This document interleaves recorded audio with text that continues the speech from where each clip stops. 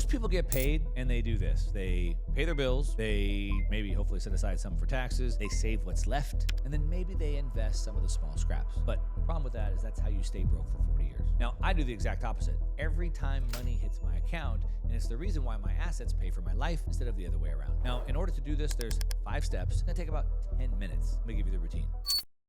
All right, so let me give you the system that you can follow to do the exact same thing. Now, it varies a little bit, so I'm going to give you some variables here. So obviously, if you're a W-2 employee versus a 1099 employee or a business owner, could vary a little bit. But the key behind all this, what we're trying to do here, is I want to decide in advance, intentionally, where my money's going. So I know that if I get this much money, I'm going to get $10,000 a month. I want to know exactly where that money is going before I get the money. I don't want to wonder at the end of the month where all my money went. I want to decide in advance where it's supposed to go. And so that's hard work. It takes a lot of time. There's a lot of decisions and thinking. And so once I've thought through that and I've decided that, then I want to put that into a set of rules that can run on autopilot. The reason why is it takes all the emotion out of my money. It allows me to build towards long-term goals that I have. And most importantly, it removes all the time and the energy of me having to think about it all the time. So that's the big why. How do we make this work? So the first thing we want to do is we want to be intentional.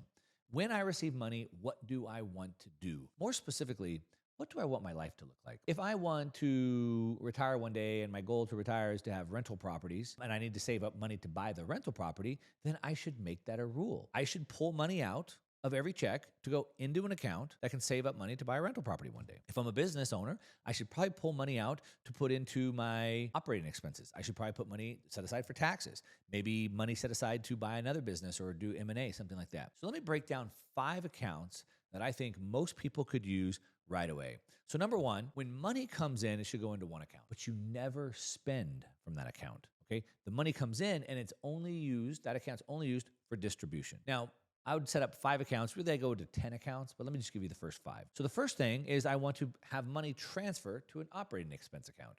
So I do have to pay bills. If I have a business, I have to pay my workers, my contractors, my employees.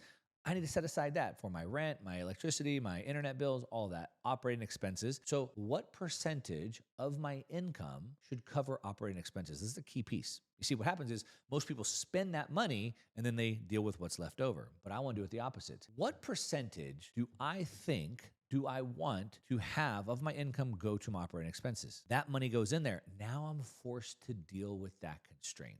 Number 1. Number 2, I should be growing my business, so I should certainly have some sort of marketing budget going on.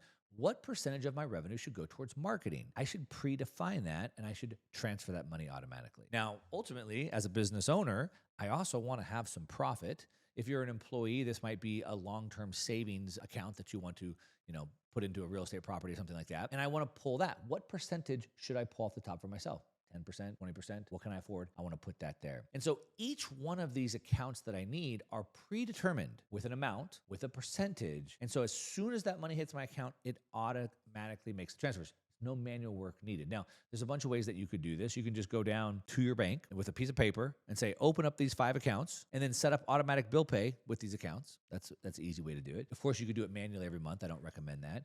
You could use a software like GetSequence, for example, that you can set it up all automated. But don't let technology be a barrier. The key piece is to think through where my money should go in advance to make sure I get what I want out of life. That's the only true sign of intelligence. Can you get what you want? Now, a couple other accounts that I like to use would be, for example, do you like to take vacations? Do you think vacations are important for you, for your family? Okay, if so, how many vacations should you have? 1 per year? Okay, how much should you spend? 5,000? Okay, great.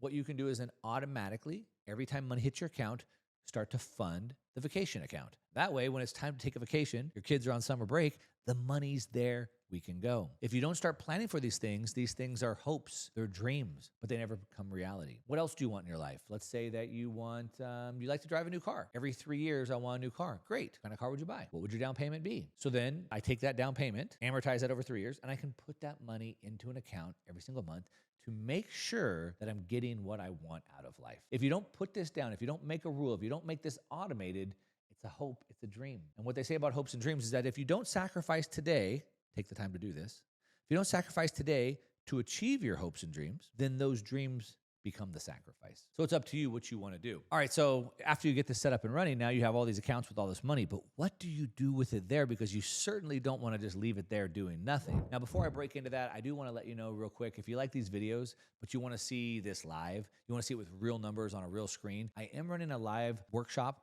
pretty soon. If you click on the link right here down in the description, or there's a QR code on the screen right here, you can come join me live. We'll go through this. There's not many seats left, but if you get in, we can discuss this live. You can ask all your questions to me live. It's going to sell out though, so go ahead and grab your spot before it's too late. But let's go ahead and talk about now. We have the accounts, the money is there, and what are we going to do about it? So you've heard that, cash is like a melting ice cube. Cash is trash. Like, my money is losing purchasing power. So you've been taught that you don't want to leave money sitting there. And now you're saying, Mark, but you're saying that I should leave money going into a car account for 3 years, or a vacation account to sit there for 1 year, or for a tax account it's going to sit there for 1 year earning nothing? How can I afford to do that? Well, the way that we want to think about deploying capital is on duration. You've ever heard, time is money, money is time. Well, it's time. So we want to think about the capital, the amount of capital, but the duration or the time of the money. So for example, money that I need to deploy sooner, I need less volatility. Money that I can deploy later, I can hold for longer, I can have more volatility. So for example, if I'm putting money away that I don't need for 5 years or 10 years, that goes into Bitcoin. Bitcoin's volatile, but in 5 or 10 years, it's going to be much higher than it is today. If I need the money in 6 months from now or 3 months from now, I wouldn't want to put it into something volatile like Bitcoin, because I don't know what the price of Bitcoin is going to be in 3 months. If I need money short term, within months or a year, I want to put it in something with low volatility. So for example, we have cash and cash equivalents. So if I want zero volatility, I might want it to go into US Treasury bills. I might want it to go in money market accounts. And so there I have almost no volatility, and I might get a 3, 4, 5% return. If I want a little bit more volatility, I can go into some other types of assets. And then again, if it's deploying for a long time. So what I do then is, as that money moves into those accounts and those accounts are filling up, depending on what those accounts are, if it's buying a rental property in 5 years versus if it's going on vacation in 4 months, I treat that money differently. But just because the money is in that bucket doesn't mean it's not earning yield. It's not earning a return. So for example, if I'm putting that money in to buy a rental property in 5 years, that could be sitting in Bitcoin, but it's segregated, it's accounted for, and it's automatic. If it's going into a vacation fund that I want to deploy in 6 months from now, it might be in money market funds or in something like Stretch or Strata, where it pays me at 11, 12, 13%. Now, something that might be helpful is to move beyond just facts and tell you a personal story here. You see, I didn't just invent this out of thin air. As a matter of fact, it came because of necessity. I had a problem. My business made a lot of money, and then sometimes it didn't. Income was going up and down. At the end of the day, though, even though the business was making a lot of money, I didn't feel like I was getting enough money out of there. And that's because I hadn't intentionally thought through what the money coming in is doing and where it's supposed to go. I read a book called Profit First. Now, Profit First is basically teaching you a system to do what the book says, which is you should take your profit first. So how much profit do I want to extract from this business? Now, most people approach this completely different. They say, well, whatever money's left is what I get. They might say, well, if I take my profit out first, how do I know if the company has enough money to pay that? Well, it's a good question. The reason why is because I am supposed to be driving my business. I'm not supposed to be a passive passenger and we'll see what happens at the end. No.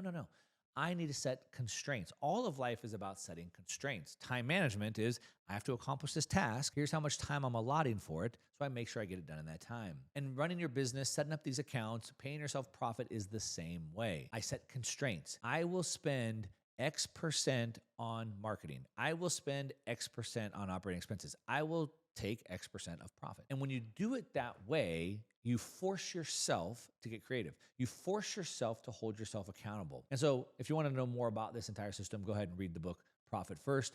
But that's the thinking behind it. That's how I discovered it personally. Now, this video has been about what I do with money when it comes into my account. How do I automate it so I take all my emotion, thought process, all the time, effort, energy out of that to make sure I'm guaranteed to achieve my goals? But if you want to know about the entire wealth operating system that this is only just one piece of, you might want to go watch this video right here to build a system that pays you forever. It's on the screen right here.